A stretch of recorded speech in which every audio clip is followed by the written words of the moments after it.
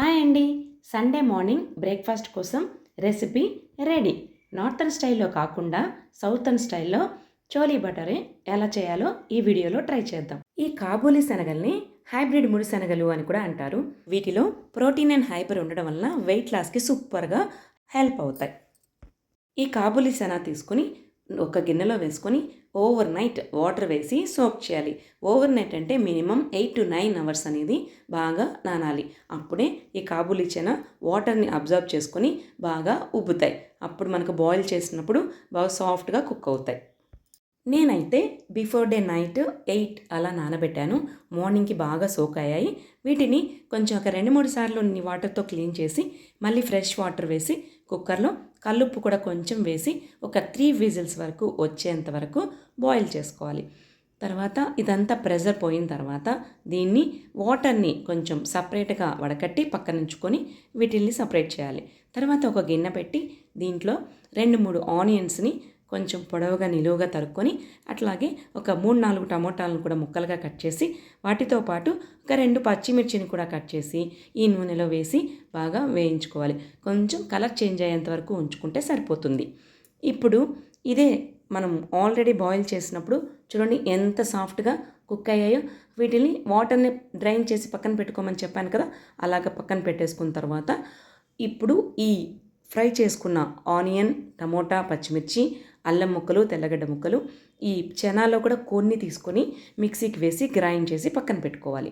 తర్వాత ఈ ఆనియన్స్ వేయించిన గిన్నెలోనే తర్వాత ఆయిల్ వేసి సోంపు, చెక్క, లవంగము, బిర్యానీ ఆకు, తర్వాత దాంతోపాటు ఆవాలు కూడా వేసి చిటపట అనిన తర్వాత ఇప్పుడు ఈ పేస్ట్ చేసుకున్నాం కదా, ఆ పేస్ట్ని మనం ఈ ఆయిల్లో బాగా ఫ్రై చేసుకోవాలి. సిమ్లోనే పెట్టండి, హై పెట్టద్దు, ఎందుకంటే మాడితే టేస్ట్ అనేది చేంజ్ అయిపోతుంది. ఇలా కలుపుతూ ఉంటూ మనం మాడకుండా చూసుకోవాలి. ఇప్పుడు అదే దాంట్లో ఆల్రెడీ చెనాలో కొంచెం ఉప్పు వేస్తున్నాము. తర్వాత ఇంకొంచెం ఉప్పు, కారం ఒక 1.5 స్పూను, తర్వాత ధనియాల పొడి, పసుపు కూడా సాల్ట్ వేసేసాం కదా, అవన్నీ కూడా మనము కలుపుతూ మనం బాగా బాయిల్ చేసుకోవాలి.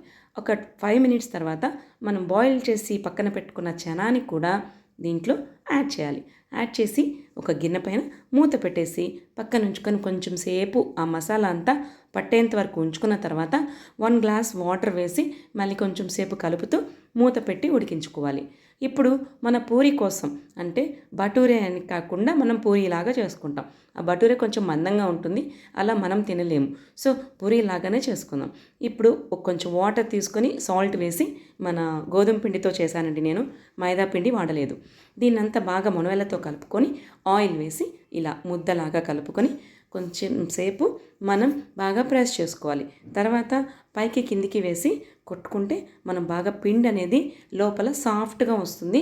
ఇలా చేత్తో అయినా కలపచ్చు, లేదు ఇలా పైకి కిందికి అని కొట్టినప్పుడు అది బాగా సాఫ్ట్గా అవుతుంది. ముందుగా ఏం చేయక్కర్లేదండి, నాన కూడా పెట్టాల్సిన అవసరం లేదు. పిండి జస్ట్ ఒక 5 to 10 మినిట్స్ నానితే చాలు. ఇలా కొట్టినప్పుడు మనకు పిండి అనేది సాఫ్ట్గా తయారవుతుంది. చూడండి, ఈ మాత్రం ఉంటే సరిపోతుంది. మూత పెట్టి పక్క నుంచి ఇప్పుడు మనం స్టవ్ పైన బాయిల్ అవుతున్న కర్రీని చూసుకోవాలి. మాడకూడదు అని చెప్పాను కదా, సో అప్పుడప్పుడు ఇలా కలుపుతూ ఉంటే మనకు కూర దగ్గరకు వచ్చిందా లేదా అనేది చెక్ చేసుకుంటూ ఉండాలి. ఆల్మోస్ట్ అయిపోయినట్టేనండి. ఇందులోకి మనము ఇంకా కొత్తిమీర వేసి దించుకోవడమే. బట్ ఒక 2 మినిట్స్ సిమ్లో పెట్టి బాయిల్ చేస్తూ ఉన్నాను. ఈలోపు పూరీకి రెడీ చేశాను ఆయిల్ని. ఇప్పుడు కొత్తిమీర తీసుకొని చిన్న చిన్న ముక్కలుగా కట్ చేసి దాన్ని కూడా వేసేస్తే మనకు టేస్టీ అయిన భటూరే అయిపోతుంది. చెనా కూడా వేసాను, గమనించారా? ఇలా గ్రైండ్ చేసిన మిశ్రమంలో వేసేసరికి కూర అనేది థిక్గా వస్తుంది.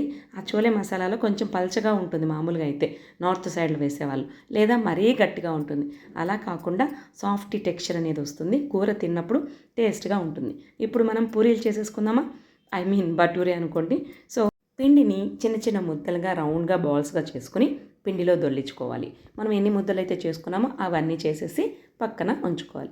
ఈ ముద్దల్ని తీసుకొని ఒక్కొక్కటిగా పిండి కొంచెం బాగా వేసుకుంటూ మనము రుద్దుకోవాలి. ఈ పూరీలన్నీ ఒకదాని తర్వాత ఒకటి మనం ఇలా రుద్దుకుంటూ, మరీ ఎక్కువగా ప్రెస్ చేయొద్దు.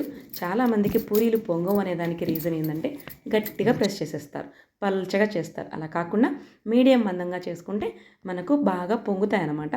చూడండి, ఇలా వాటర్ అంటే ఆయిల్ మనము పైన వాటర్ వేస్తే ఎలా ఉంటుందో మొహం ఎలా కడుక్కుంటామో అదేవిధంగా పూరీలని ఆయిల్తో కడగాలి, అప్పుడే ఉబ్బుతాయి అన్నమాట.